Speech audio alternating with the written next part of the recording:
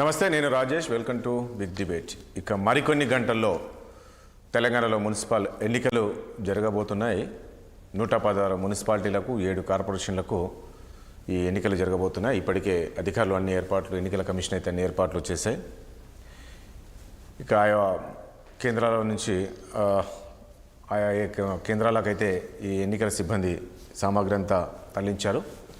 So ఇక్కడ ఎలాంటి అవాంఛనీయ సంఘటనలు జరగకుండా అన్ని ఏర్పాట్లు చేసినప్పటికీ ఉమ్మడి మహబూబ్నగర్ జిల్లా అంటే మక్తల్ మున్సిపాలిటీలోని ఏదైతే 6వ వార్డు ఉందో అక్కడ బీజేపీ అభ్యర్థి మహదేవ్ బీజేపీ నుంచి అక్కడ వార్డు మెంబర్గా పోటీ చేస్తున్నాడు. ఆయన ఈరోజు తెల్లవారుదాన ఆత్మహత్య చేసుకున్నారు. నిన్న రాత్రి వరకు ఆయన ప్రచారం చేశారు. అక్కడంతా కూడా ఆ వార్డు సభ్యులను అక్కడంతా కూడా ప్రజలంతా కలిశారు. తమకే ఓటు వేయాలని చెప్పేసి కోరినప్పటికీ ఆయన అనూహంగా తెల్లవారుదన్న ఆత్మహత్య చేసుకున్నాడు, ఫ్యాన్ కూడా వేసుకొని. ఎందుకు అంటే ప్రత్యర్థులు ఇబ్బంది పెట్టారు. ముఖ్యంగా ఆ కుటుంబ సభ్యులు ఆరోపిస్తుంది ఏంటంటే, కుటుంబ సభ్యులు కావచ్చు, బీజేపీ నేతలు కాంగ్రెస్ పార్టీకి చెందిన వాళ్ళు ఇబ్బంది పెట్టారు అని, ప్రధానంగా ఇబ్బంది పెట్టారు.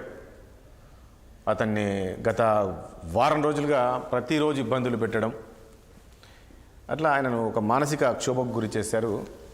అది తట్టుకోలేకనే ఆయన ఆత్మహత్య చేసుకున్నారు అని బీజేపీ నేతలు పెద్ద ఎత్తున చూసాం. ఈరోజు డీజీపీ కార్యాలయం ముందు ధర్నా చేశారు. వెంటనే బాధ్యులపైన అరెస్ట్ చేయాలని చెప్పేసి. అదేవిధంగా ఇటు బీజేపీ అధ్యక్షులు డీకే అరుణ గారు అది అందరూ కలిసి కూడా అక్కడ వెళ్ళారు మక్తల్కి. ముఖ్యంగా కుటుంబ సభ్యుల్ని పరామర్శించడం. ఆ భార్యను అడిగినప్పుడు కూడా అదే చెప్తుంది ఆమె, నేను గెలుస్తాను ఖచ్చితంగా, కానీ గెలిచినా కూడా నన్ను వీళ్ళు ఉండనివ్వరు, ఇబ్బందులు పెడతారు, కిడ్నాపులు చేస్తారు, నానా విధంగా కేసులు పెట్టే అవకాశం ఉందని చెప్పేసి భార్యతో ఆయన వాపోయినట్లు కూడా భార్య చెప్తోంది. కానీ ఆత్మహత్య చేసుకున్న తర్వాత పోలీస్ స్టేషన్లో భార్య వెళ్ళి కంప్లైంట్ చేస్తే పోలీసులు కంప్లైంట్ తీసుకోలేదంట.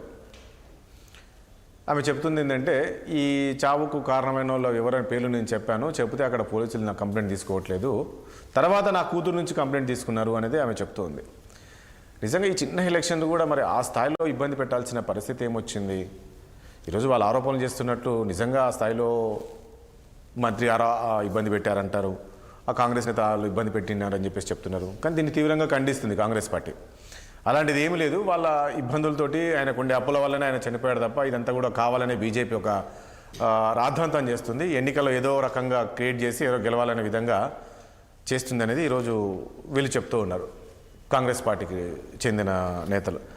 నిజంగా మరి మహాదేవ్ ఆయన ఆర్థిక ఇబ్బందులతో చనిపోయారా, లేక ఆయన చనిపోయడానికి కారణం ఎవరై ఉండొచ్చు? దీనిపైన కేంద్ర మంత్రి కిషన్ రెడ్డి కూడా ఈరోజు లోక్సభలో చర్చించారు.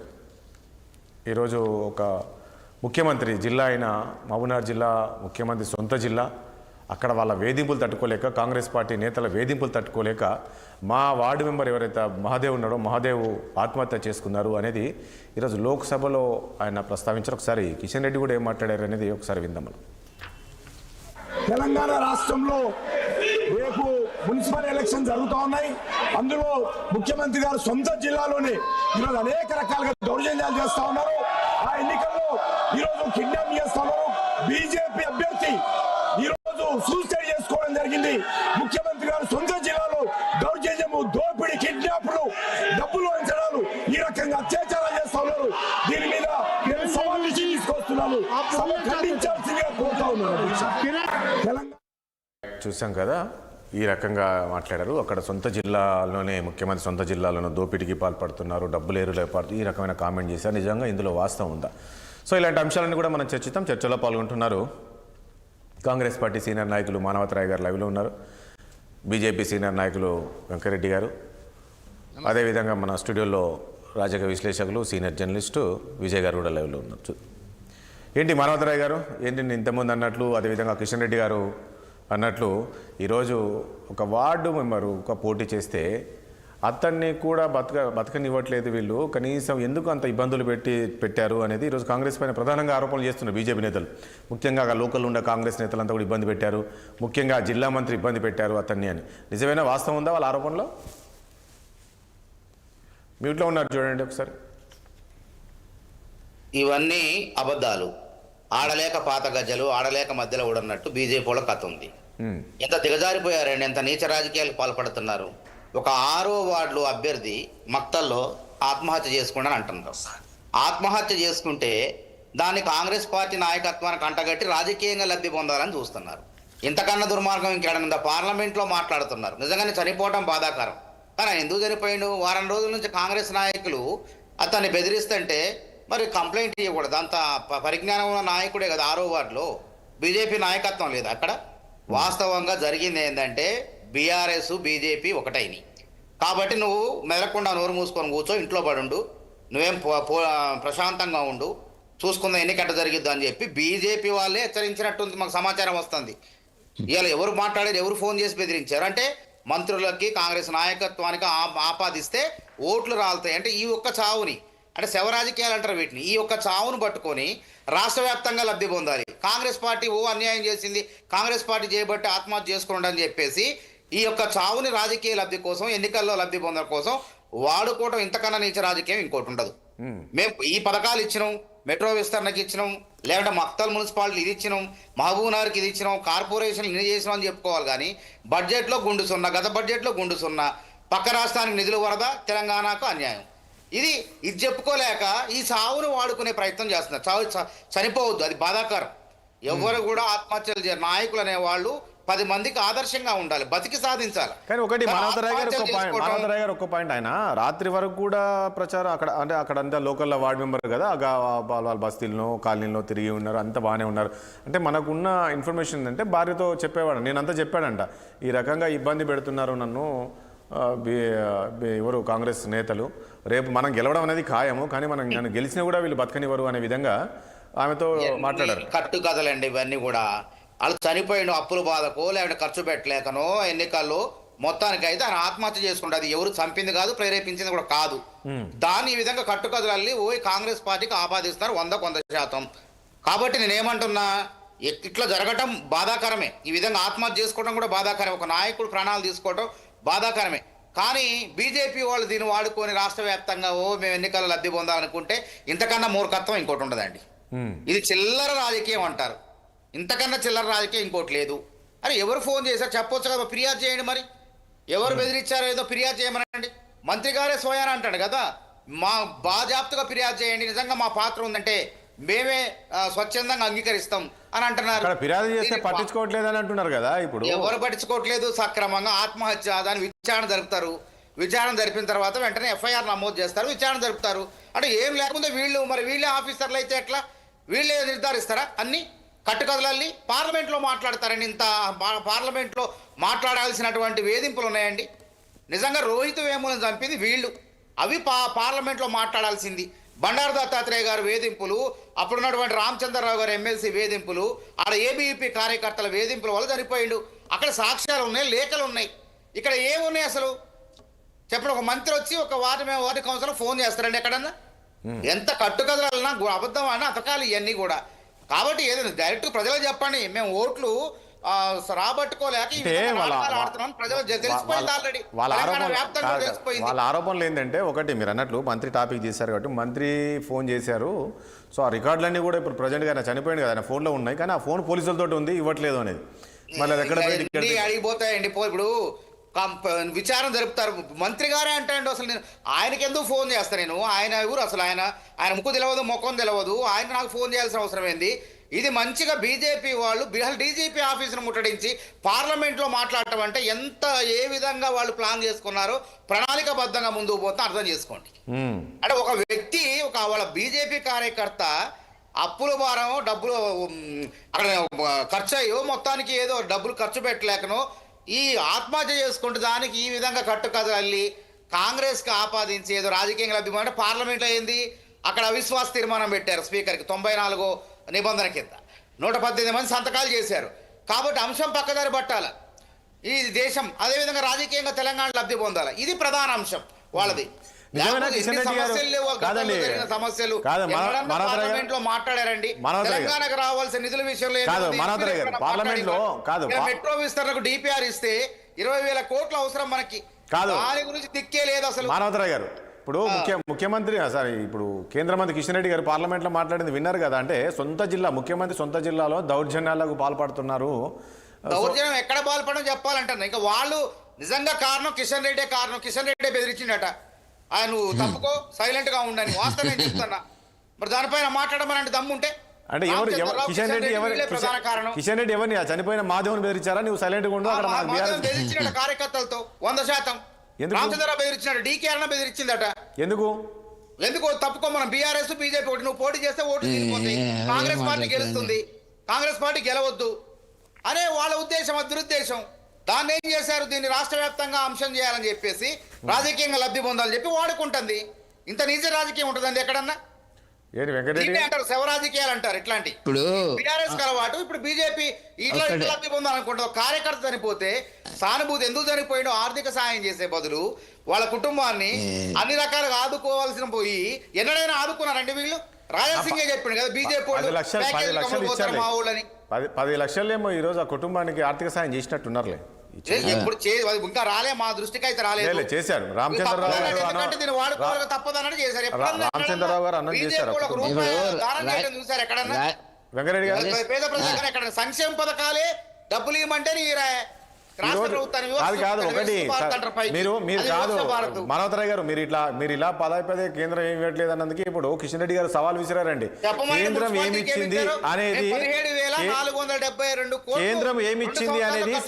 ఏమిచ్చింది అనేది మన చర్చకు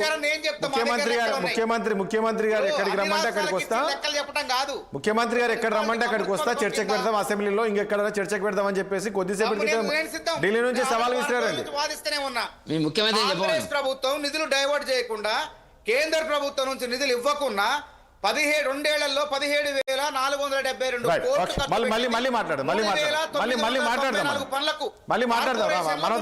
ఖర్చు పెట్టింది. మళ్ళీ మాట్లాడదాం ప్లీజ్, మళ్ళీ మాట్లాడదాం. సార్ వెంకటరెడ్డి గారు ఏంటి నిజమేనా ఇది? మళ్ళీ దీన్ని మహాదేవుని ఆయన ఏదో అప్లబాలతోటి ఆయన ఆత్మహత్య చేసుకుంటే దాన్ని మీరు రాజకీయం చేసి మున్సిపల్ ఎన్నికల్లో పబ్బం కట్టుకోవాలంటే కాంగ్రెస్ దిగజారుడు రాజకీయాలకి ఇది పరాకాష్ట. నేను ఎక్స్పెక్ట్ చేయలేదు. ఒక సామాజిక వర్గం నుంచి వచ్చినటువంటి మానవతరాయ్ గారు కూడా చివరికి ఒక ఎస్టీలో కూడా అతి తక్కువ స్థాయిలో ఉండేటువంటి ఎరుక కులానికి చెందినటువంటి వ్యక్తి మహాదేవప్ప. మంచి కార్యకర్త, పోటీ చేస్తున్నాడు, గెలవబోతున్నాడు. మా మక్తలు మా అడ్డానండి. మక్తలు గతంలో కూడా మేము గెలిచినాం. వీళ్ళు గెలుస్తారా, ఓడతారా, ఏం ఓడతారు, ఏం చేస్తారా అనేటువంటిది. నిన్న ముఖ్యమంత్రి గారు 5 గంటల తర్వాత అంతా తిరిగి వచ్చి ఆయనకు హార్వర్డ్ యూనివర్సిటీలో జ్ఞానోదయం అయిన తర్వాత ఇంకా కొద్దిగా వాళ్ళు చెప్పినట్టుంది, ఇంకా నువ్వు బాగా నిచ్చారా అనేటువంటిది బహుశా చెప్పిందో నాకు తెలియదు. నిన్న ఆయన మాట్లాడిన దాంట్లో రాజేష్ గారు ఒక అసహనము, ఒక అభద్రతాభావం, ఒక అసంతృప్తి స్పష్టంగా కనపడుతున్నట్టు. బీజేపీ కైవసం చేసుకోబోతుంది అన్ని మున్సిపాలిటీలనే. బీజేపీ చాలా ముందుకొచ్చింది అనేటువంటి విషయం తెలుసు నాకు. మానవతరాయికి ఉండొచ్చు, నాకు కాంగ్రెస్ లో చాలా మంది మిత్రులు, బంధువులు కూడా ఉన్నారు. ఉత్తర తెలంగాణలో పోటీ అంటూ ఆ రెండు ఏది బీజేపీ కాంగ్రెస్ మధ్యలో ఉన్నది. బీజేపీ ముందుకు వచ్చినటువంటి సందర్భం మనకు కనపడుతున్నటువంటిది. వాళ్ళు ఆదిలాబాద్ లో ఎక్కడున్నారు ఏంది అనేటువంటిది నేను వేరే పార్టీ కాదు. సరే నేను ఒకటి అడుగుతాను దయచేసి ఒక విషయము. మీరు అంటే నాకు మరి అర్థం కాలే. ఇప్పుడు ఈ ఒక వార్డు మెంబర్కి మీరు అన్నట్టు ఒక మంత్రి ఫోన్ చేసి నువ్వు ఇక్కడ తప్పుకోవాలి ఇక్కడ ఉండ అంటే ఏంది? ఒక వార్డు మెంబర్ గెలిస్తే వచ్చేది ఏముంటుంది? ముఖ్యమంత్రి గారు అంతర్గత సర్వేలో ఎక్కడెక్కడ ఓడిపోతున్నారు అనేటువంటిది ఆ మంత్రులకు, ఆయా జిల్లాల్లో ఉండే మంత్రులకు ఇన్ఫర్మేషన్ ఇచ్చినాడు. ఇక మీ ఇష్టము అక్కడ ఏం జరుగుతుంది, మీరు ఇట్లా ఉంది పరిస్థితి అన్నప్పుడు స్థానికంగా ఉండే మంత్రి, మక్తల్కు చెందినటువంటి మంత్రి అనేక బెదిరింపులు, అనేక రకాలుగా ఒత్తిళ్లు తీసుకొచ్చినటువంటి సందర్భం లోపలనే నేను గెలుస్తాను కానీ నన్ను బతకనియరు అనేటువంటి కోణం లోపల భయపడి అతను ఆత్మహత్య చేసుకుంటే డబ్బుల కోసం చేసుకున్నాడు. డీకేఆర్ని బెదిరించింది, కిషన్ రెడ్డి గారు బెదిరించినారు. చెప్పడానికన్నా ఇంకేమైనా డౌన్ అవుతుంది? ఇప్పటికే డౌన్ అయి ఉంది. మీరు చెప్పేటువంటి కారణాలు నిష్పాక్షికమైనటువంటి ఎంక్వైరీ జరగాల. రెండవది మీరు అన్నట్టుగా ఏంటంటే భార్య వెళ్ళి పోలీస్ కంప్లైంట్ ఇస్తే తీసుకోలేదు. పోలీసులు ఎంత దరిద్రంగా దిగజారినారంటే ముఖ్యమంత్రి గారు ఏనాడు కూడా రివ్యూ చేయలే. మీరు వాళ్ళ సీనియర్ జర్నలిస్ట్గా నేను ప్రశ్నిస్తున్నా, ఇన్ని రేపులు జరిగినాయి, ఇన్ని హత్యలు జరుగుతున్నాయి తెలంగాణలో, హోంమంత్రి శాఖ పెట్టుకున్నటువంటి ముఖ్యమంత్రి గారు ఏనాడైనా రివ్యూ చేసింటా? ఇవాళ జరిగింది ఒక ఎరకల కులాల ఎస్టీకి సంబంధించినటువంటి పోటీలు ఎన్నికల్లో ఆత్మహత్య చేసుకున్నా అనేటువంటిది భార్య కూతురు చెప్తున్నటువంటి సందర్భం. దీనికి అంతకంటే సాక్ష్యం అవసరం లేదు. మరి డబ్బుల కోసం చేసినాడా అనేటువంటి దాని గురించి కాదు కదా చెప్తుంది. ఆ రకంగా ఎందుకు దిగజారి మాట్లాడాలండి? దాని మీద ముఖ్యమంత్రి గారు మాట్లాడిండారంటే ఆయన టైం లేదు. చిట్ చాట్ చేయడానికి టైం ఉంది, తిట్టడానికి టైం ఉంది, కిషన్ రెడ్డి గారిని కలవకుండా కిషన్ రావుని తిట్టడానికి టైం ఉంది. నేనేమంటున్నా అంటే ఇవాళ ఆ మున్సిపాలిటీలో కానీ ఆ జిల్లాలో కానీ ఆయన సొంత జిల్లాలో ఎన్నడూ కల్వకుర్తిలో ఎన్నడూ గెలిచింది లేదు, సచ్చింది లేదు. కోడంగల్లో గెలిచిండు, ఓడిపోయిండు. మల్కాజిగిరిలో ఒకసారి వచ్చిండు, మళ్ళీ ఓడిపోయింది. కాబట్టి కామారెడ్డిలో పోయిండు, శృంగభంగం అయ్యేటువంటి పరిస్థితి. కాబట్టి ముఖ్యమంత్రి గారు మేము అడుగుతున్నది ఏంటంటే దీనికి సరి అయినటువంటి విచారణ జరగాలంటున్నాము. కారణము స్థానికంగా ఉండే కాంగ్రెస్ నాయకులు, స్థానికంగా ఉండే మంత్రి అనేటువంటిది ఇలా స్పష్టంగా మా రామచంద్ర మా అధ్యక్షుడు చెప్తున్నటువంటి సందర్భం. దీని మీద ఎంక్వైరీ ఆయన శివధర్ గారు ఏదో వచ్చింది, కంప్లైంట్ వచ్చింది అని చెప్తున్నాడు. ముఖ్యమంత్రి గారు ఏం చేస్తున్నాడండి? ఏం చేస్తున్నాడు అని అడుగుతున్నా. అంటే ఒక ఎస్టీ క్యాస్ట్ కు సంబంధించినటువంటి ఎన్నికలలో పోటీకి సంబంధించిన పాలన కొట్లాట ఉందా అక్కడ? ఏమైనా ఆస్తి పంచాయతీ ఉందా అక్కడ? వెంకరెడ్డి గారు అక్కడ ఏంటంటే అతను ఆర్థికంగా కూడా కాస్త ఇబ్బందికరంగానే ఉన్నారు.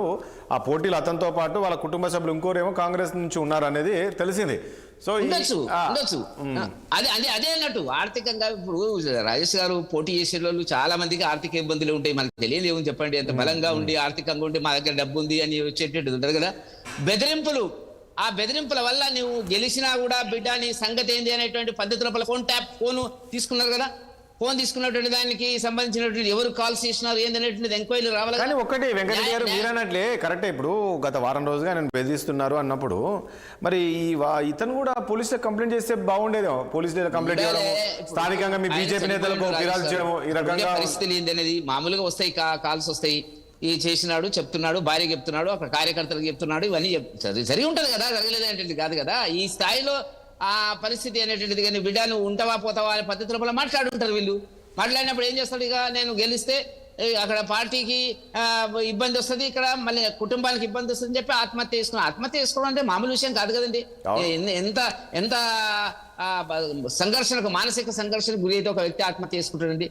దీన్ని చెప్పకుండా ఇవల్ల ముఖ్యమంత్రి గారి జిల్లాలలో పార్లమెంటు ఇప్పుడు మాకు డికేఆర్ నగర్ అక్కడ ఉన్నారు కాబట్టి అక్కడ మేము గెలవడం జరిగింది. మరి ఆ జిల్లాలో ఉండేటువంటి వాళ్ళకి ఏంది పరిస్థితి అనేటువంటిది చాలా పెద్ద ఎత్తున ఆయన జిల్లాలో గెలుస్తాం అనుకున్నారు, పోయింది. మల్కాజిగిరి పోయింది, అన్ని పోయినాయండి. ఇప్పుడు కూడా మేము చెప్తున్నాం ఏంటంటే మేము వాళ్ళు అనుకున్నటువంటి పరిస్థితి కాదు. 80% 90% కాదు, చచ్చి బయటపడ్డారు. 66%. 1000 సర్పంచులు న్యూట్రల్ సర్పంచులను కలుపుకున్నారు, రెబల్స్ కలుపుకున్నారు. ఏ లెక్కనండి? లెక్క చెప్పడానికి ఆయనకు చేసి 66% వచ్చిందని చెప్తాడు, లేకపోతే 52% వస్తుందండి. ప్రజలు తీవ్రంగా వ్యతిరేకిస్తున్నారు రేవంత్ రెడ్డి గారి ప్రభుత్వాన్ని. కాబట్టి ఆయన దీని కేంద్రంగా ఇవాళ మాట్లాడుతున్నాడు. మాట్లాడే క్రమం లోపల ఏంటంటే ఏం మాట్లాడుతున్నాడు? ఒక్కొక్క మంత్రి మీద ప్రెషర్ తెచ్చుంటాడు. ఆ ప్రెషర్ ఏంటంటే దాంట్లో ఆయనకు మక్తలు, ఇవాళ మక్తలు మేము గెలుస్తున్నాం, మామూలుగా కూడా గెలుస్తాం, ఇప్పుడనేది కాదు, మామూలుగా కూడా మక్తల్లో మేము ఇంతకు ముందు గెలిచిన సందర్భాలు ఉన్నాయి. కాబట్టి బలంగా ఉన్నటువంటి ఏరియా అది మాకది. కాబట్టి ఇవాళ అది పోతే ఆయన మంత్రి పదవి ఉంటుంది. అతి కష్టం మీద మంత్రి అయింది ఆయన చాలా కాలం తర్వాత. ఒకటి ఏంటంటే మరి మంత్రి కాదండి మీ బీజేపీ కాదండి వెంకరెడ్డి గారు, మీ బీజేపీ కాదు వెంకరెడ్డి గారు, భారతీయ జనతా పార్టీ మహాదేవప్ప హత్య కాంగ్రెస్ స్థానికంగా ఉండే కాంగ్రెస్ నాయకులు అంటే ఎంక్వైరీ జరగాలి, ఎంక్వైరీ జరగాలి, సిబిఐ ఎంక్వైరీ జరగాలి కాదు. వెంకరెడ్డి గారు బీజేపీ నేతల మాట ఎట్టున్నాయంటే వార్డు మెంబర్ కి ముఖ్యమంత్రి కూడా ఫోన్ చేయించారు అనే విధంగా ఉన్నాయండి. అంటే అక్కడ మంత్రి ఫోకస్ చేశాడు.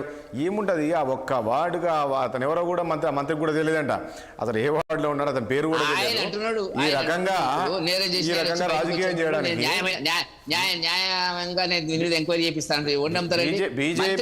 పర్సనల్ గా నేను చెప్తున్నాను రాజేష్ గారు, ప్రతి మంత్రి కాంగ్రెస్ లో ఉండే ప్రతి మంత్రి తమ ప్రాంతాల లోపల పర్యవేక్షణ చేసినారు. మీరు గెలిస్తే మీరు సక్షమ కార్యక్రమాలను చేసారు కదా, అభివృద్ధి చేసారు కదా. ఇంకా ఎందుకంటే నిన్న సాయంత్రం ఆ రకంగా మాట్లాడింది అర్థం ఉందా? ఆయన మాట్లాడేదంటే మీకు అర్థమైనటువంటిది. జిల్లాలకు భూపాల జయశంకర్ జిల్లాకి వెళ్ళినప్పుడు నేనేమి మార్చను, మళ్ళీ అవసరమైతే మారుస్తా, ప్రజల ముందు చర్చకు పెట్టి మారుస్తా. ఏ మాటలు మాట్లాడుతుండండి? మాట్లాడడానికి ఒక అర్థం పడతా ఉండాలి కదా గౌరవ ముఖ్యమంత్రి గారు మాట్లాడేటువంటి దానికి.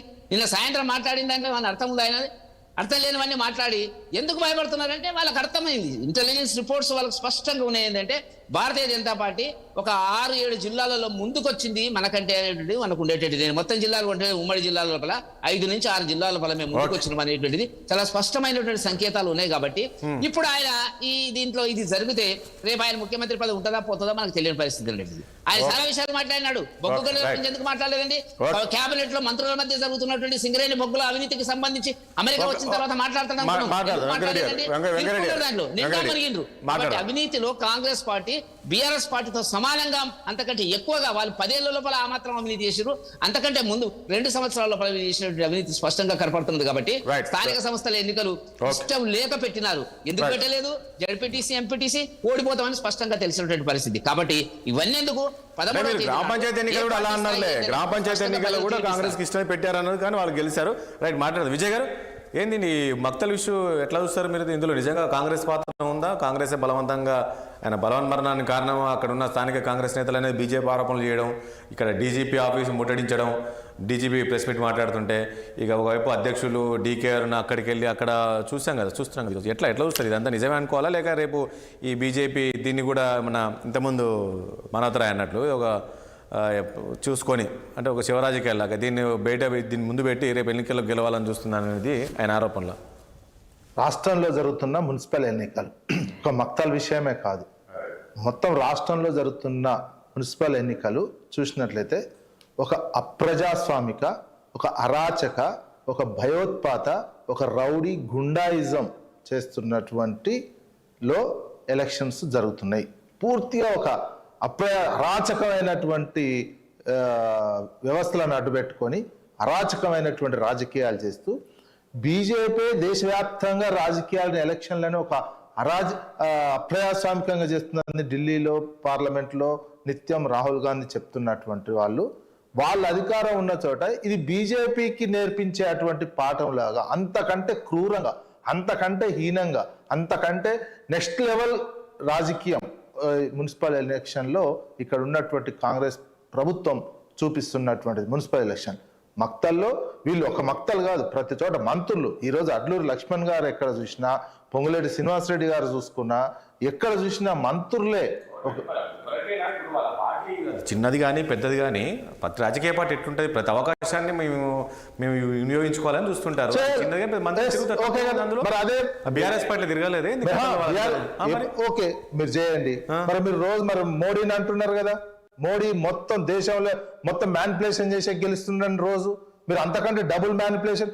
మీరు దానికి నిబంధనలు ఉన్నాయి, ఎలక్షన్స్ కి ఒక పద్ధతి ఉంది. లోకల్లో ఉండదంటే మంత్రి ఆయనే ఉండి చేస్తుంటారు, ప్రతి ఒక్కరు లోకల్లో అక్కడనే ఉండి చేస్తుంటారు, ఎంప్లాయీస్ తో మీటింగ్ పెడతారు, డబ్బులు విచ్చలవిడిగా పంచుతున్నారు. ఇది ఏంది? ఇది అసలు ఎలక్షన్లో ఎప్పుడన్నా చూసినా? మన జూబ్లీహిల్స్ ఎలక్షన్ల కాంచి ప్రజాప్రతినిధులే డైరెక్ట్ గా డబ్బులు పంచుతున్నటువంటిది, డైరెక్ట్ గా బెదిరిస్తారు మంత్రులు రంగంలోకి దిగి. ఇప్పుడు ఒకప్పుడు అంటే సరే కనబడి ఇప్పుడు అంతా ఒక సోషల్ మీడియా ఉంది, ప్రజలు చైతన్యవంతమైనరు, ఏం చేసినా కూడా ప్రతిదీ నిమిషాల్లో ఫోన్లలో వస్తున్నాయి, అంత దారుణంగా వస్తున్నాయి. కరెక్టే రాజేష్ గారు, ఇవన్నీ సోషల్ మీడియాలో వస్తున్నాయి. డబ్బులు వంచేది చూస్తున్నాం, కొట్టేది చూస్తున్నాం, ఈ ధ్వంసం చేసేది చూస్తున్నాం, జీపులలో ఇవన్నీ కళ్ళారా ప్రజాప్రతినిధులు చేసేదే చూస్తున్నాం. ఇప్పుడు డైరెక్ట్ ఇంకా ప్రజాప్రతినిధులు డబ్బులే ఇంకా అదమైతే ఎమ్మెల్యేలు కొంటుంటే డబ్బులు 50 లక్షలు ఉన్నదే దొరికినటువంటి వ్యక్తి సీఎం అయింది కదా. అన్ని కళ్ళారా చూస్తున్నాం. కళ్ళారా చూస్తుంటే కూడా ఏంది సమాజం ఎట్టుపోతుంది ఏంటి ఈ దీన్ని ఏం చేసిర్రు? పార్లమెంటరీ మున్సిపాలిటీని చేసిరండి. ఇక ఇది పార్లమెంటరీ మున్సిపాలిటీ చేసిర్రు. కిషన్ రెడ్డి గారు లేవనెత్తిర్రు. మరి నిన్న ఈ రాష్ట్రం ఇంతకుముందు అంటారుగా ఇన్ని మర్డర్లు జరుగుతున్నాయి, ఇన్ని శాంతి భద్రతలు లేవు, ఇవన్నీ ఒక్కసారి అమిత్ షా మీ రాష్ట్రంలో తెలంగాణ రాష్ట్రంలో శాంతి భద్రతలు పూర్తిగా క్షీణించిపోయినాయి, మేము ఎందుకు రాష్ట్రపతి పాలన పెట్టొద్దు అని ఎందుకు ఇస్తలేరు? ఒకటి క్వశ్చన్ కూడా చేయట్లేరు కదా. ఈ రోజు పార్లమెంట్ లో ఇది ఎందుకు చేస్తున్నారు? ఓ మున్సిపాలిటీ చేసినటువంటి అంశం ఇప్పుడు ఈరోజు రాష్ట్రపతి పాలన పెట్టే పరిస్థితి తెలంగాణలో ఉందా? బీజేపీ అంటుంది కదా. ఇప్పుడు ఎఫ్ఎస్ఎల్ డెవలపడ్డది, పట్టపోలు బ్యాంక్ దోపిడీ, పట్టపోలు ఎలక్షన్లు జరపలేకపోతున్నారు ప్రజాస్వామికంగా. రోజుకో మర్డర్ హైదరాబాద్ లో జరుగుతుంది. రాష్ట్రంలో ఎన్నికలు మరి పార్లమెంట్ లో లేవనెత్తిరంటే ఇంకేందండి? అది ఒక కేంద్ర యూనియన్ మినిస్టర్, ఆయన సహాయ మంత్రి కూడా కాదు, సెంట్రల్ మినిస్టరే లేవనెత్తితే ఈ రాష్ట్రంలో ఇక్కడ శాంతి భద్రతలు ఉన్నట్ట, ఎలక్షన్లు జరుగుతున్నట్ట, ఈ రాష్ట్రంలో ప్రభుత్వం ఉందా, పాలన కొనసాగుతుందని అది అర్థమైనట్టేగా. మరి అదే లేచి అమిత్ షా గారు ఒక క్వశ్చన్ చేయొచ్చుగా, ఈ రాష్ట్రంలో మేము ఎందుకు ఇంత అరాచకం ఇంత అప్రజాస్వామికమైన అంటే వాళ్ళు ఎందుకు క్వశ్చన్ చేయట్లేరు? ఎందుకంటే ఇక్కడ ఉన్నటువంటి ఇది కనిపిస్తుంది ఏంది, ఈ పార్లమెంటుకు ముందు ఏమైనారు, పోయి కిషన్ రెడ్డి గారు ఎవరిని కలిసిర్రు, పవన్ కళ్యాణ్ని కలిశారు. అక్కడ ఉన్న ఇక్కడ రేవంత్ రెడ్డి, కిషన్ రెడ్డి, వీళ్ళు ఏంది, పవన్ కళ్యాణ్, చంద్రబాబు, ఈ నెట్వర్క్ నడుస్తుంది తెలంగాణకు సంబంధించినటువంటి అంశంలో. వాళ్ళ ఎమ్మెల్యే కూడా అన్నారు కదా, మొత్తం వాళ్ళకి ఆంధ్ర వాళ్ళ కన్నంతా తెలంగాణ మీద పడ్డది. వీళ్ళు ఆంధ్రాకు ఏజెంట్ లాగా ఉన్నటువంటి ఇక్కడ ముఖ్యమంత్రి, అదేవిధంగా కిషన్ రెడ్డి గారు పూర్తిగా సహకరిస్తున్నటువంటి అంశం కనిపిస్తుంది. గోదావరి జిల్లా రేపు ఈ మున్సిపాలిటీ ఎన్నికల్లో ప్రశాంతంగా జరిగే అవకాశం ఉందంటారా? కనిపిస్తలేవు. ఇంకెక్కడండి, వివేక్ గారు మంత్రులు దిగి డబ్బులు పంచుతుర్రు, మంత్రులు దిగి అడ్డగోలుగా చేస్తుంటే ఇవి ఎలక్షన్లు అంటారండి? ఇంత ఘోరంగా డబ్బులు విచ్చలవిడిగా ఓపెన్ అయిపోయింది. నెక్స్ట్ ఇప్పుడు అంటే వీళ్ళు అధికారంలో ఉన్నారు, నెక్స్ట్ ఎవరు అధికారంలో ఉన్నా ఇంతకంటే ఘోరం జరుగుతుంది. ఇది వీళ్ళే నేర్పిపోతున్నారు, ఈ కాంగ్రెస్ వాళ్ళు నేర్పిపోతున్నారు. ఇది మోడీకి కూడా నేర్పుతున్నట్టే. దేశవ్యాప్తంగా ఇప్పుడు దేశవ్యాప్తంగా ఇప్పుడే మోడీయే పెద్ద అరాచకంగా ఎలక్షన్లు చేస్తున్నారు. ఇప్పుడు ఈ సంఘటనలు ఇవి చూసుకున్న తర్వాత ఇంతకంటే ఎక్కువ చేస్తారు అరాచకాలు.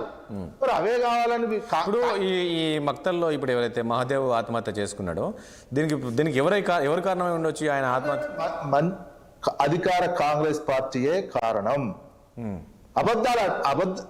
అంటూ చెప్పేదంతా అబద్ధం. వాళ్ళు ఏం చెప్పి ఉంటారు అతన్ని? అంటే నువ్వు బరిని తప్పుకోమని చెప్పి ఉంటారా? మీరు ఎట్లా చెప్తారు వాళ్ళే కారణం అనేది? ప్రెషర్ పెడుతున్నారు కదా, మీకు డబ్బులు ఇస్తామన్నా లొంగలేదు, నువ్వు విత్డ్రా చేసుకోమన్నా లొంగలేరు, లేకపోతే రకరకాల వాళ్ళ కుటుంబ సభ్యులతోటి నామినేషన్ లేపించేటువంటిది చూస్తున్నారు. వివిధ రకాల ప్రెషర్స్ ఉన్న వార్డ్ మెంబర్ కి ఆ ఉన్న శక్తి అంతా మానసిక పెద్ద రాజకీయంగా తట్టుకునేటువంటి వాళ్ళు ఉంటేనేమో ఒక తిరుగుంటది. వీళ్ళు ఆర్థికంగా పోలీసు, రెవెన్యూ ఉన్నటువంటి అధికార యంత్రాంగాన్ని అంతా ఉపయోగించి వాళ్ళ చుట్టాలను ఉపయోగించి. కానీ మానవతరా ఏం చెప్తున్నాడంటే ఇక్కడ బీజేపీ గెలవదనేది తెలిసిపోయింది. సో ఆయన అప్పుల బాధతో ఆత్మహత్య చేసుకుంటే దాన్ని వీళ్ళు రంగు పులిమి దానికి కాంగ్రెస్ పేరు చెప్పి ఈ పబ్బం గడుపు అంటే ఏదో రకంగా ఎన్నికల్లో గెలవాలి, రేపు ఎన్నికలు కాబట్టి దీన్ని కూడా ఒక రాజకీయం చేసుకుంటున్నారు అనేది మానవతరా చెప్తున్నాడు. అందులో కాంగ్రెస్ వాళ్ళు చెప్తున్నారు. మరి కాంగ్రెస్ వాళ్ళు ఎందుకు చెప్తున్నారు? వీళ్ళు గెలవడానికేగా.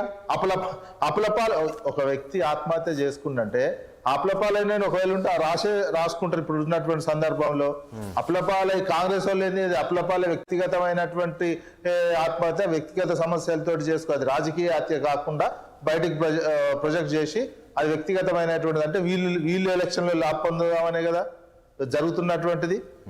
అందుకని రెండు జాతీయ పార్టీలు చేస్తున్నటువంటి తెలంగాణ మీద చేస్తున్నటువంటి ఇట్లా దుష్ట రాజకీయాన్ని తెలంగాణ సమాజం గుర్తించుకోవాలి. మనం ఎవరి చేతుల్లో క్రమంగా బందీ అయిపోతున్నాం. ఒక గుజరాత్ చేతుల్లో, ఒక ఢిల్లీ చేతుల్లో, ఒక చంద్రబాబు చేతుల్లో మళ్ళీ అన్ని రకాల బందీ అయిపోతున్నాము. చేతుల్లో ఉండాలి తెలంగాణ వాళ్ళ చేతుల్లో ఉండాలి. వీళ్ళు ఇప్పుడు ఉన్నటువంటి వాళ్ళు 10 ఏళ్ళు పెట్టారు కదా, తెలంగాణ వాళ్ళ చేతుల్లో 10 ఏళ్ళు పెట్టారు కదా, పెట్టిన తర్వాత కదా ఈ రోజు మళ్ళీ ప్రజలు మరోవైపు వెళ్ళారు. అదే ఉన్నారు 10 సంవత్సరాల కింద ఉన్నారు. ఇప్పుడు అదే సమస్య కదా. 10 సంవత్సరాలు పెట్టిన తర్వాత ఇప్పుడు ఉంటే ఇప్పుడు 2 సంవత్సరాలకే మళ్ళీ ఆగమైపోతుంది. వాళ్ళ ఎమ్మెల్యేలే మొత్తుకుంటారు అండి. కాంగ్రెస్ పార్టీ ఎమ్మెల్యే అనిరుద్ధ్ రెడ్డి నిన్న మొత్తుకుండు కదా, మళ్ళీ కన్నుబడ్డది మాది నాశనం చేస్తానికి వస్తున్నారు ఇదంతా అని. ఆ నాశనం చేస్తానికి వస్తున్నటువంటి వాళ్ళకి సపోర్ట్ ఎవరు చేస్తున్నారు?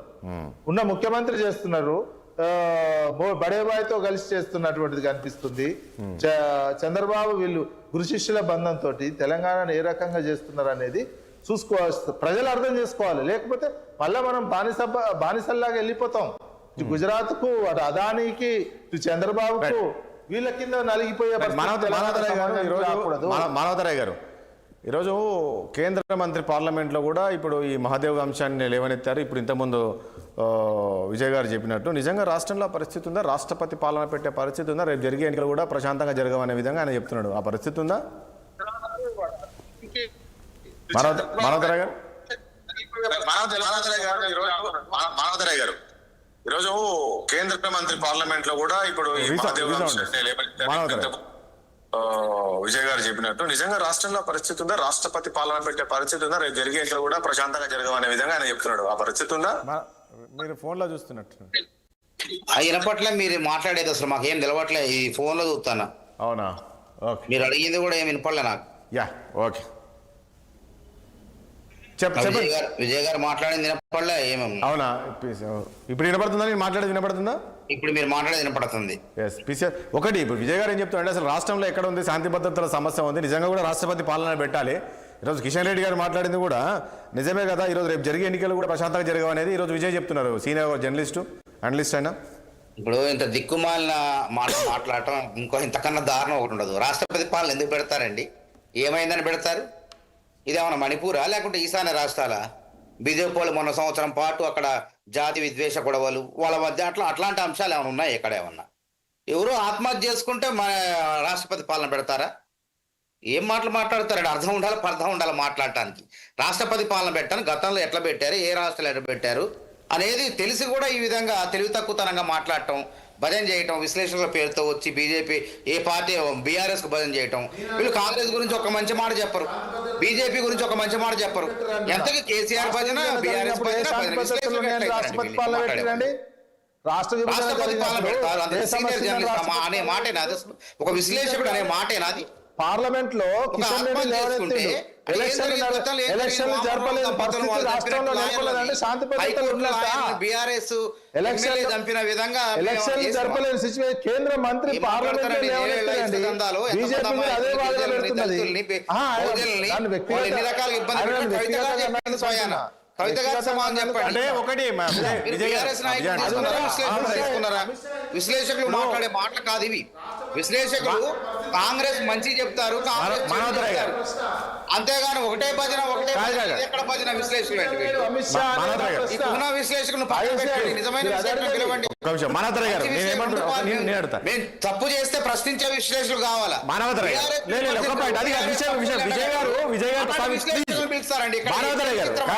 అది కాదు, మానవతరాయ్ గారు విజయ్ గారు ఏమన్నారంటే ఇదే కిషన్ రెడ్డి పార్లమెంట్ లో అన్నాడు కదా, శాంతి భద్రతల సమస్య ఉంది, అసలు ఎన్నికలు జరిగే పరిస్థితి కనబడలేదు, దోపిడీకి పాల్పడుతుంది, ఇవన్నీ మాట్లాడారు కదా, అవన్నీ ఉద్దేశించి ఆయన అన్నారు.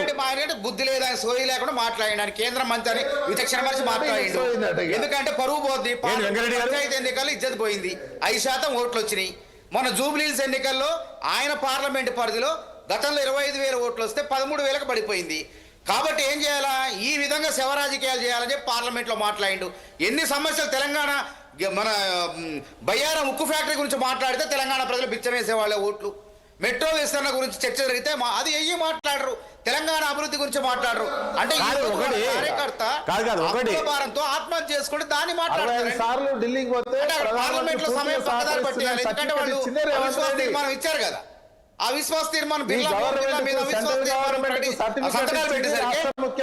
రావద్దు. రాజకీయాలు, చిల్లర రాజకీయాలు, అసలు బీజేపీ వాళ్ళు అసలు నిజమైనటువంటి ఈ విధంగా చేస్తారనుకోలేదు. ధర్మం కోసం, దేశం కోసం ఈ విధంగా దిగజారిపోతారు అనుకోలేదు వీళ్ళు. కాదు మీరు కాబట్టి విజయ్ గారు చెప్పినా కవిత గారిని అడగండి చెప్తుంది. కవిత గారు ఏం చేశారో మొత్తం ఆమె చెప్తుంది, మేము చెప్పాల్సిన అవసరమే లేదు. ఇందాక ప్రెస్ మీట్ లో కూడా చెప్పారు, వారు నిన్న చెప్పారు. గుంటనక్కలు అంటున్నారు వాళ్ళ నాయకుల్ని, దెయ్యాలంటున్నారు. ఇంకా ఇక్కడ దీనికి రాష్ట్రపతి తెలియగల వాళ్ళే కదా, జర్నలిస్ట్ కదా ఆయన. అంటే పరువు పోద్దని చెప్పు ఏదో పార్లమెంట్ లో ప్రజా సమస్యలు చర్చించకుండా కార్యకర్త ఆత్మహత్యను గురించి మాట్లాడిండు. ఇదే మాట్లాడేది. రోహిత్ వేములు చంపినప్పుడు వీళ్ళకి దళితులు గుర్తు రాలేదా, బహుజనులు గుర్తు రాలేదా? ప్రత్యక్షంగా ఎఫ్ఐఆర్ కూడా నమోదు చేయలేదు బీఆర్ఎస్ వాళ్ళు. ఆ రోజు మేము పెద్ద ఎత్తున రాహుల్ గాంధీ 2 సార్లు వచ్చి ఇంటికి నుంచి కనీసం ఎఫ్ఐఆర్ నమోదు చేశారా బీఆర్ఎస్ వాళ్ళు? మరి అప్పుడు రాష్ట్రపతి పాలన వచ్చిందా? వామనరావు దంపతులు చంపినప్పుడు ఘోరంగా కత్తులతో నరికి చంపినప్పుడు ఎంత పాశవికంగా నరికారు బీఆర్ఎస్ వాళ్ళు. మరి అప్పుడు రాష్ట్రపతి పాలన వచ్చిందా?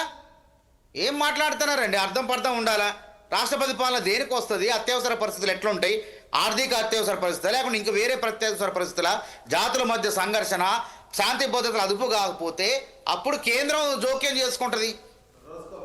అంత అమాయకత్వంగా, అంత చిల్లరగా మాట్లాడటం ఇంతకన్నా నేరం ఇంకోటి లేదండి. ఇది ఘోరమండి అసలు ఇది.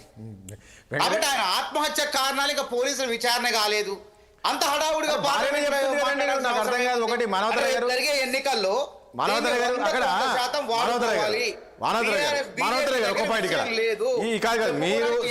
మహాదేవ్ ఆత్మహత్యకు సంబంధించి మొన్న కేంద్రం నుంచి గ్రాంట్లు కానివ్వండి, జిఎస్టీలో కూడా ఆంధ్రాకు మీరు అడుగుతలేరు రాజేష్ గారు. రేవంత్ రెడ్డి మీరు 65 సార్లు ఢిల్లీ రేవంత్ రెడ్డి బడే రైతు సర్టిఫికేట్ ఇచ్చిండు పూర్తిగా సహకరిస్తుండని. బీహార్ కి రూపాయి చెల్లిస్తే 10 రూపాయలు. పెద్ద అన్నాడు కదా బడబాయ్ ఉంటాడు. 65 సార్లు గతంలో 65 సార్లు ఢిల్లీ ఎందుకు పోయినామంటే కేంద్రం పూర్తిగా సహకరిస్తుంది. కిషన్ రెడ్డి తప్ప చాలా తెలియగల వాళ్ళండి. మీరు జూబ్లీహిల్స్ ఎన్నికలు అంతే అన్నారు. ఇంకే కార్పొరేట్ బాంబింగ్ అన్నారు. కార్పొరేట్ బాంబింగ్ ఎవరి మీద పడింది? అది బీజేపీ వాళ్ళ మీద పడింది. పడి 25,000 ఓట్లు కాస్త 13,000 పడిపోయి. పంచాయతీ ఎన్నికల్లో 5% ఓట్లు వస్తాయండి. సరే ఒక విషయం మనోహర్ గారు ఒక పాయింట్ చెప్పండి. ఇక్కడ ఈ రోజు ఇష్యూ మనం చూస్తున్నాము. ఇది ఈ రకంగా బీజేపీ అక్కడ అభ్యర్థిని చనిపోయాడంటే దానికి కారణం ఇది. ఈ రోజు రాష్ట్ర వ్యాప్తంగా బీజేపీ తీసుకెళ్తుంది. రేపు జరిగే మున్సిపల్ ఎన్నికల్లో ఏమన్నా మీకు మైనస్ అవుతుందా? ఏం కాదండి, మా సంక్షేమ పథకాలే మాకు శ్రీరామ రక్ష. వాళ్ళకి అవి చెప్పుకోవటానికి ఏం లేక బీఆర్ఎస్ ఏమో అవినీతి తెలంగాణ రాష్ట్రాన్ని లూటీ చేసి అవినీతి కేసులో ఉచ్చు బిగుస్తుంది. కాబట్టి బీజేపీ పార్టీ ఏం చేయలేదా? 2 సార్లు 8 మంది ఎంపీలు ఇచ్చినా ఏమి చేయదా? కాబట్టి ఈ డ్రామాలు ఆడుతున్నారు, ఈ నాటకాలు ఆడుతున్నారు. కాబట్టి ఇట్లాంటి రాజకీయాలు దిగజారుడు రాజకీయాలు చేస్తున్నారు. కాబట్టి మేమేమంటున్నాం, మా సంక్షేమ పథకాలు గ్రామాల్లో ఇప్పుడు ఇందిరమ్మ ఇళ్ళు పట్టణాల్లో కూడా మేము అమలు చేయబోతున్నాం రేపు. అదేవిధంగా వీళ్ళు అసలు కేంద్ర ప్రభుత్వం నుంచి నిధులే ఇస్తానని లేదు ఇంతవరకు. ఇందిరమ్మ ఇళ్ళకు పట్టణాల్లో 1,50,000, అదే గ్రామీణ ప్రాంతాల్లో 72,000 ఇవ్వాలి ఇస్తామని చెప్పారు. ఇంతవరకు లేదు. మేము 26-27లో 13 లక్షల ఇళ్ళకి ఆర్థిక సాయం అడిగితే 4 లక్షలకి ఇస్తామని చెప్పి స్వచ్ఛ భారత్ కింద మున్సిపాలిటీలో స్వచ్ఛ భారత్ కింద 478 కోట్లు ఖర్చు అయితే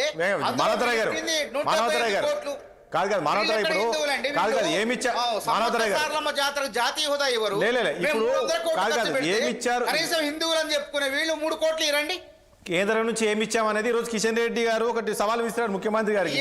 అందరు అన్ని రాష్ట్రాలకి ఇచ్చిన లెక్కలు కాదు, ప్రత్యేకంగా ఏమి ఇచ్చారు? ఆంధ్రప్రదేశ్ 15,000 కోట్లు ఇచ్చారు, 5,000 కోట్లు ఇచ్చారు. అదేవిధంగా విశాఖ విజయవాడ మెట్రోకు డబ్బులు 20,000 కోట్లు ఇచ్చారు. సహకరిస్తుంది కేంద్ర ప్రభుత్వం అని ముఖ్యమంత్రి మోడీకి సర్టిఫికేట్ ఇచ్చాడు అన్నాడు. మళ్ళీ నిన్న అన్నాడు కదా, మళ్ళీ ఎలక్షన్ల కోసం అంటే లెక్క ఉంటుందా? ఇవ్వాల్సిన డబ్బులు వాళ్ళిద్దరు మిలాఖత్ అయ్యి ఎలక్షన్లు చేస్తున్నారని అర్థం చేసుకోవాల్సినటువంటి అవసరం 40 పైసలు 39 పైసలు అట్లా ఇచ్చుకుంటూ వస్తున్నారు. ఇంకొక ఉదాహరణ చూడండి, పంచాయతీ ఎన్నికల్లో మనకు 3,000 కోట్లు రావాలి. పంచాయతీ ఒకసారి 1,000 కోట్లు, ఒకసారి 1,500 కోట్లు ఇస్తామన్నారు. సరే మనం ఇస్తారేమని చూస్తాను. తీరా చూస్తే ఏనుగు ఎంత పెద్దగా ఉంటుందని చూస్తే చూస్తామన్నట్టు 259 కోట్లు ఇస్తారండి. ఈ మున్సిపాలిటీలు కూడా 540 కోట్లు రావాలి పాత బకాయిలు. మార్చి లోపు ఎన్నిక జరగకపోతే అవి కూడా మిగిలిపోతాయి. ఎట్లా తప్పించుకుందాం ఎందుకు పెట్టారు అంటే ఈ ఆత్మహత్య వంక చూపించేసి ప్రయత్నం చేస్తారు. కానీ ఇంటికి 10కి పైగా సంక్షేమ పథకాలు, ఇక పక్కా 10 ఏళ్ళు రేవంత్ సర్కారు, 200 యూనిట్ల ఉచిత విద్యుత్.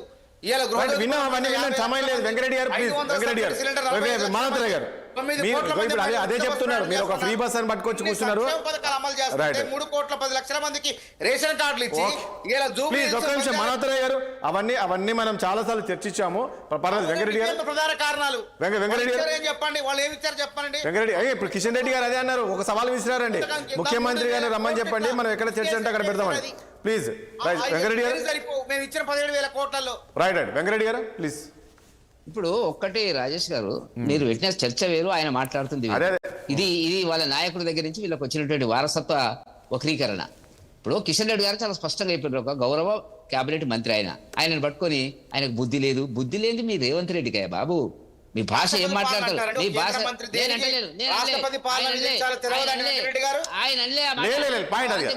శాంతి భద్రతలకు సంబంధించి మాట్లాడిండు. అందుకే రాష్ట్రపతి ఏమున్నది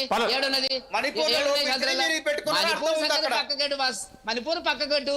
మీ కాంగ్రెస్ యొక్క శాంతి భద్రతలు ఎట్లా పాలించారు, ఏం చేసిండ్రు, ఎట్లా రద్దు చేస్తారు, ఆర్టికల్ ఎట్లా ఉపయోగించారు, మీ ఇందిరాగాంధీ ఏం చేసింది, ఆ చర్చ పోదామా? కాదు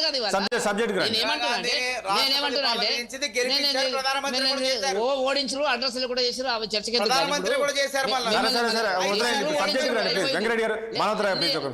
నేనేమంటున్నా అంటే ఇవాళ కిషన్ రెడ్డి గారు, రాజేష్ గారు ఒక కేబినెట్ మంత్రి. ఆయన ఏదో అడపాదడపా ఇట్లా వచ్చి ఆ పార్టీలకి వెళ్ళి ఈ పార్టీలకి వెళ్ళి వచ్చి దీంట్లో సంసారం చేసేటువంటిది రేవంత్ రెడ్డి దాకా కాదు. ఆయన పార్టీ మారలేదు, ప్రిన్సిపల్స్ ఉన్నాయి. ఇప్పుడు కూడా భాష మీద నియంత్రణ ఉంది. ఎంత దిగజారి మాట్లాడినా రేవంత్ రెడ్డి గారు, మేము పక్కకుండి చెప్పినాం మొన్న ప్రెస్ మీట్ లో, ఇది మాట్లాడంటే వద్దు, అట్లా మాట్లాడడానికి వెళ్ళేది, మనకు సంస్కారం ఉందని చెప్పినాడు. మా క్యాడర్ అంతా ఆయన మీద ఒత్తిడి ఉంది. మీరు ఆయన ఏం మాట్లాడుతున్నారో దానికి ఇట్లయినా సమాధానం చెప్పమంటున్నాడు. కానీ ఆయన కొన్ని విలువలు ఉన్నాయి, కొన్ని సంప్రదాయాలు ఉన్నాయి, కొన్ని మర్యాద ఉంది.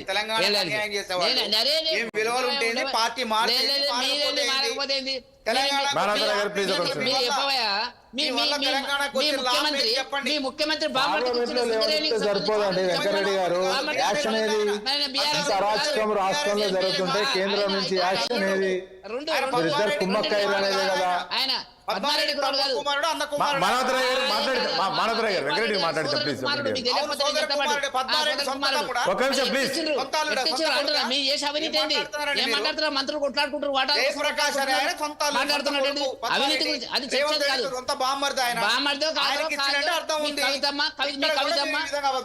మీ కవితమ్మ వాళ్ళతో పార్ట్నర్షిప్లు ఎంతకాలం నుంచి రేవంత్ రెడ్డికి కవితమ్మకు వాళ్ళకి ఉండేటువంటి బినామీ వ్యాపారాల సంబంధాల గురించి మాట్లాడితే బాగుంటది. సబ్జెక్ట్ రండి మీరు ప్లీజ్. ఒక నిమిషం మానవతరాయ్ గారు ఎవరు చెప్పిండ్రు అనేటువంటిది కాదు. మేమేమంటున్నాం అంటే మేము ఎవరిని పెడితే నీకెందుకయ్యా? నీకు దిక్కు లేకపోయి అక్క తెచ్చుకున్నారు ఆయన. మీ దాంట్లో మీ సంసారం చేస్తే మీకు దిక్కు లేక ఎవడు దిక్కు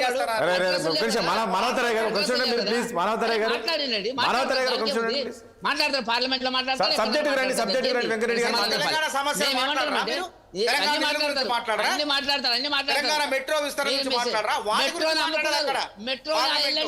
ఎల్ఎన్టీని బెదిరించారు మీరు, ఇంతవరకు హ్యాండ్ ఓవర్ తీసుకోలేదు. ఎందుకు తీసుకోలేదు?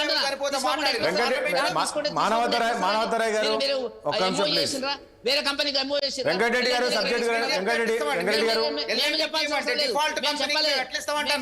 చెప్పలేదు. మేము ఏమన్నామంటే దాన్ని సెటిల్ చేసుకోమని చెప్పి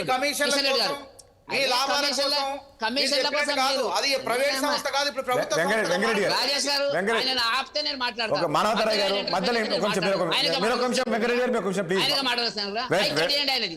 మాట్లాడలే, ఆయన మాట్లాడినప్పుడు నేను మాట్లాడతానండి. టీవీలో ఆయన నోరు వారేసుకుంటాడు. మేమేమంటున్నామంటే ఒక అంశం జరిగింది, ఇవాళ జరగకూడని సంఘటన జరిగింది, అది మేమే చంపేసుకున్నాము అనే దిగజారి పద్ధతులపై మాట్లాడడం అనేటువంటిది గౌరవ ముఖ్యమంత్రి గారికి ఒక ఎరకల కులానికి సంబంధించినటువంటి పోటీ చేస్తున్న అభ్యర్థి చనిపోతే ఏ ఆలోచించేటువంటి పరిస్థితి లేదు. అన్ని ఏం జరుగుతున్నాయి? కుట్రలు కుయంత్రాలు జరుగుతున్నటువంటి పరిస్థితి వాళ్ళు ఉన్నది. స్పష్టంగా రేపు 13వ తేదీ నాడు వచ్చేటువంటి రిజల్ట్స్ ఏవైతే ఉన్నాయో వాళ్ళు కనివిప్పగలుగుతుంది. వాళ్ళు అనుకుంటున్నారేమో ఏం జరగబోతుంది అనేటువంటిది. ఏమి ఇచ్చినండి? 2500 ఇచ్చేందుకు ఒకటి ఏమంటారా? మహిళలు 4000 ఆసరా పెన్షన్ పెంచినందుకు సంవత్సరం లోపల 2 లక్షల ఉద్యోగాలు ఇస్తేందుకు పెన్షన్ ఏమంటున్నారా? 3 ఎగ్గొట్టిన ఏది రైతులకు రైతు భరోసాకు సంబంధించి 15,000 చేస్తామన్నారు. దిగజారి ఇలా మళ్ళీ దాన్ని కూడా ఇచ్చే పరిస్థితి లేదు. రైతు కూలీలకు ఇస్తామన్నారు, మరి స్కూటీ ఇస్తామన్నారు అమ్మాయిలకు. వెంకరెడ్డి గారు ఇప్పుడు ఆ విషయం ప్రశ్నిస్తున్నారండి. ఇదే బండి సంజయ్ బండి పోతే బండి ఇస్తామన్నారు, ఇల్లు పోతే ఇల్లు ఇస్తామన్నారు. 5 వాయిదాలకు చచ్చిపోతున్నారు. 61 మంది రిటైర్ అయిన ఉద్యోగులు మీ ప్రభుత్వంలో చనిపోయింది మానసిక సంఘర్షణ కోసం. దీనికోసమా మీకు మేము అనుకున్నది? జీతం ఫస్ట్ నాడు ఇస్తామంటున్నారు, జాగీరా?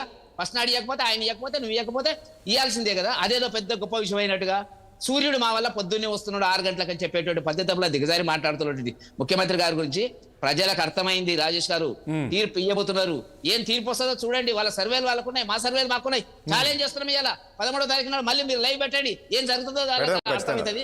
కాబట్టి ఇవాళ మేము చెప్పదలుచుకున్నది ఏంటంటే రేవంత్ రెడ్డి పాలన మీద ప్రజలు తీవ్రమైనటువంటి అసంతృప్తితో ఉన్నారు.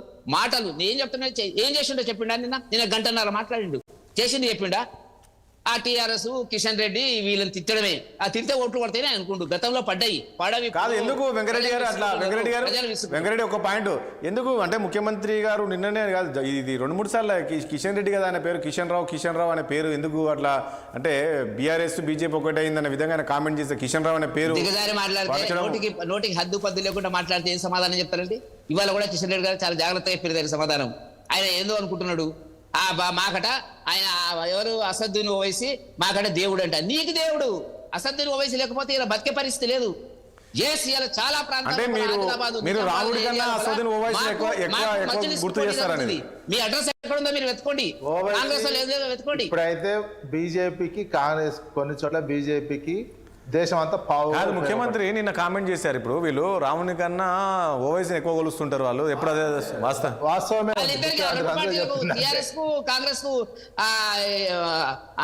దగ్గర మిత్రుడు కదండి, అలాయ్ బలాయ్ చేసుకుంటారు కదండి. వాళ్ళు మాట్లాడతారు మాకు మద్దతు చేస్తుండేది. ఒకవైపున ఎన్నికల లోపల ఒప్పందాలు వాళ్ళకు ఉన్నాయి, వాళ్ళు చెప్పినట్టుగా ఎంఐఎం చెప్పినట్టుగానే కార్ మేరా హాత్ మే హై డ్రైవింగ్ మేరా సీట్ మే అని చెప్తారు. నేను ఏం మాట్లాడానండి అక్బరుద్దీన్ किसी के पास कांग्रेस और बीआरएस कोई भी बीजेपी మనిషి కాంగ్రెస్ బీజేపీ ఇంకో భవిష్యత్తులో ఏమంటారు తెలుసా, రామ మందిరాన్ని మీరే కొడతామనిపిస్తారు చూడండి.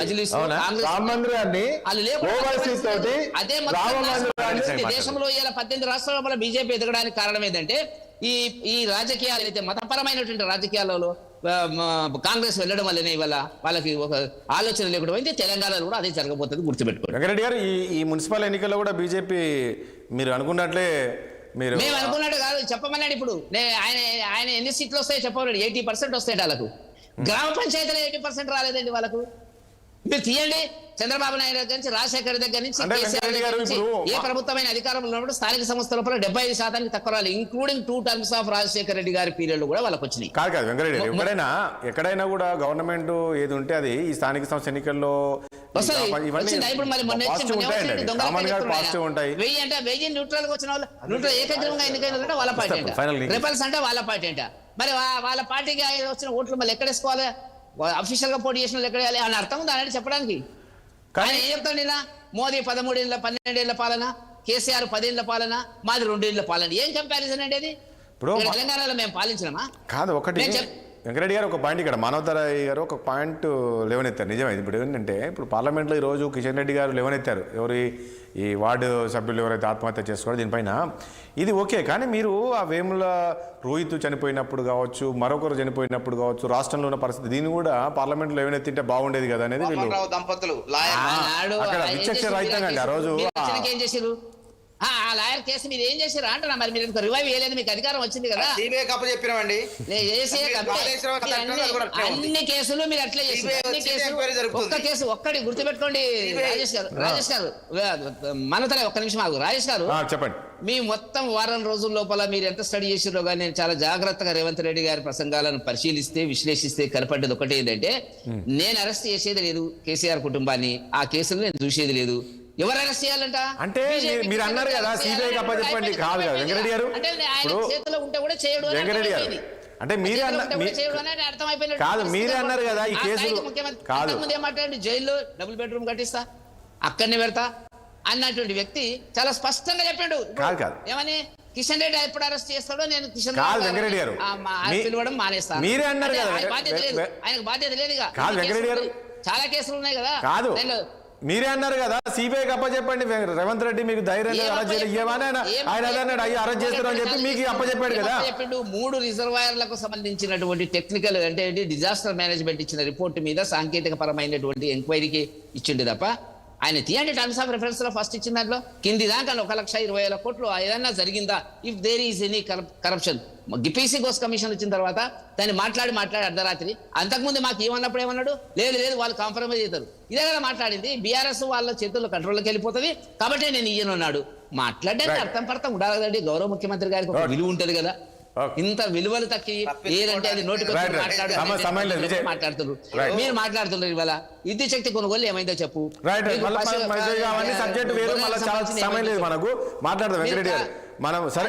అన్ని కేసులు నిలగార్చిండు. ఏమన్నాడు, నేనా ముఖ్యమంత్రి దిగిపోయి కిషన్ రెడ్డి గారికి అన్ని చేస్తాం. మాట్లాడేదేనంటే అర్థం లేకుండా ఎంతకాలం వింటారండి ప్రజలు? అది అయిపోయింది, ఆయన హానీమూన్ పీరియడ్ అయిపోయింది. తిట్ల పురాణం లోపల ఆనాడు కేసీఆర్ మీద ఉన్నటువంటి ఒక విసుగు అసంతృప్తి, ఆయన తిరిగితే ప్రజలు ఓకే జై కొట్టినారు. ఇలా రోజు 2 సంవత్సరాల నుంచి చేసేది ఏందో చెప్పడు, చేసింది ఏందో చెప్పడు. రైతు భరోసా 3 వాయిదాలు ఎగ్గొట్టిండండి. 3 వాయిదాలు ఎగ్గొట్టి ఇవన్నీ ప్రజలు చూస్తున్నారులేండి. రేపు ఎన్నికలు ఉన్నాయి కదా, చూస్తారు. మీరు అన్నట్లు సరే ప్రజలు ఎటువైపు ఉంటారు ఏందనేది ఇప్పుడు రేపు మళ్ళీ మనం చర్చించుకుందాము. వెంకరెడ్డి గారు మళ్ళీ రేపు పోలింగ్ తర్వాత 13వ తేదీ రోజు మళ్ళీ మనం కూర్చుందాం. ఆ రోజే మనం ఏంది నిజంగా మీరు అన్నట్లు రైతు బంధు కావచ్చు మరొకటి కావచ్చు చేయలేదు నిజంగా కాంగ్రెస్ ఇవ్వకుండా అప్పుడు మనం చర్చిద్దాం ఎవరి వైపు ఉన్నారు ప్రజలు ఏందనేది ఖచ్చితంగా చర్చిద్దాం. విజయ్ గారు ఏది పదే కిషన్ రెడ్డి గారిని ఇప్పుడు అదే ముఖ్యమంత్రి గారు రకంగా కామెంట్ చేస్తున్నారు, కిషన్ రావు అనేది అంటాడు, మరొకటి అంటాడు. నిజమేనా పరిస్థితి ఉందా? బీజేపీ బీఆర్ఎస్ కలిసి ఉన్నారా? బీజేపీ బీఆర్ఎస్ కలిసి ఉన్నారా? కాంగ్రెస్ బీఆర్ఎస్ కలిసిందా? కాంగ్రెస్ చంద్రబాబు తోటి బీజేపీతో కలిసి ఉన్నారా? ఇవన్నీ రాజకీయ పరిపక్వత భవిష్యత్తులో తేలే అవకాశం కనిపిస్తుంది. ఇప్పుడు ఈ మున్సిపల్ అని చెప్పేసి ఈరోజు కిషన్ రెడ్డి అంటున్నాడు మళ్ళీ. అంతే కదా, రేవంత్ ఖాన్ అంటే వీళ్ళు ఈ గేమ్ ఆడిపిస్తున్న రాష్ట్రంలో పబ్లిక్ సమస్యలు వినపడతలేదు రాజేష్ గారు, వినపడతలేదు. చూడండి ఒకసారి, చూడండి ఒకసారి. డైవర్ట్ చేయటానికి ఇంతవరకు ఒక్క మాట ఆయన మాట్లాడేది వినపడలే. ఒకసారి అయిపోతుంది క్లోజ్. రెండు జాతీయ పార్టీలు కలిసి చేస్తున్నటువంటి అనుమానం అయితే కలుగుతున్నది. ఇప్పుడు ఈ సందర్భంలో ఇష్యూస్ డైవర్ట్ చేయడానికి కావాల్సినటువంటిది. ఎందుకంటే చంద్రబాబు ఇదంతా చేపిస్తున్నారు. వాళ్ళకి ఓటు నోటు కేసు రేవంత్ రెడ్డికి కలిసి ఉన్నది. భవిష్యత్తులో ఇక్కడ కాంగ్రెస్ పరిస్థితి ఏంటనేది ఇవన్నీ చూసుకొని మున్సిపల్ ఎలక్షన్ లో మాత్రం మున్సిపల్ ఎలక్షన్ లో జనరల్ గా ఎట్లుందంటే ఇప్పుడు ఎవరు గెలిచినా కాంగ్రెస్ పార్టీ కొనుక్కునేటట్టు ఉన్నది. ఎటు వాళ్ళు కూడా ఆ రకరకాల షిఫ్ట్ అవుతున్నట్టు. అందుకే ఈ ఎలక్షన్ ఏంటంటే ఓట్లు చూసుకోవాలి, వార్డులు ఎవరు గెలుస్తారో చూసుకోవాలి. గెలిచినాక షిఫ్ట్ అయిన తర్వాత ఉంది రాష్ట్ర రాజకీయ పరిస్థితి అర్థం కావాలంటే ఓట్ల శాతం చూసుకోవాల్సినటువంటి ఓట్ల సంఖ్య ప్రామాణికంగా ఉండే సమయం కూడా లేదు. ఓకే రైట్, చూద్దాం ఏం జరుగుతుంది. థ్యాంక్ యూ అండి విజయ్ గారికి, అదేవిధంగా మానవతరాయ్ గారికి, వెంకరెడ్డి గారికి, చర్చలపాలెం మీ అందరికీ ధన్యవాదాలు అండి. చూసాం కదా మొత్తానికి ఈ ఎన్నికలకు సంబంధించి రేపు మున్సిపల్ ఎన్నికలు అయితే జరగబోతున్నాయి. మరి ఇప్పటికే ఈరోజు చూసాం మక్తల్లోని ఒక వార్డులో 6వ వార్డుకు సంబంధించిన మహాదేవ్ అనే అతను ఆత్మహత్య చేసుకోవడం.